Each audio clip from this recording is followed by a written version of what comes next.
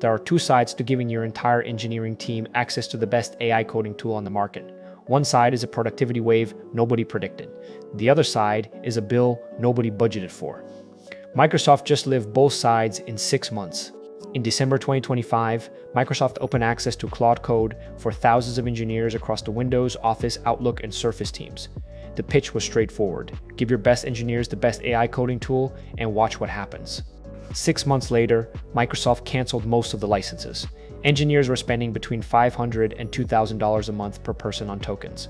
The annual AI budget was literally gone in 6 months.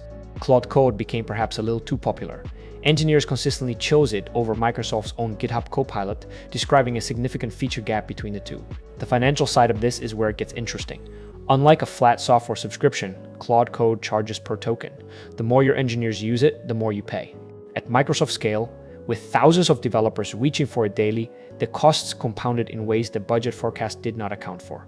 Satya Nadella had said Microsoft now generates up to 30% of its code using generative AI.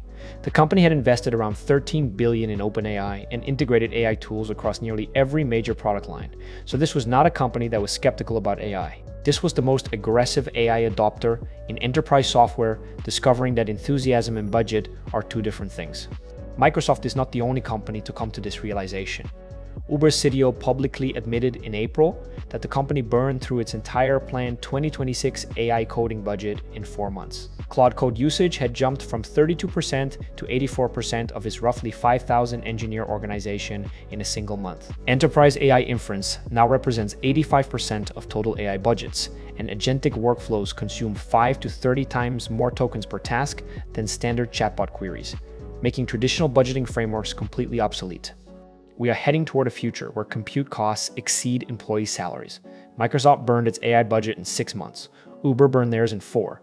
The companies that were supposed to save billions by replacing people with machines are now having internal conversations about whether they can afford the machines at all.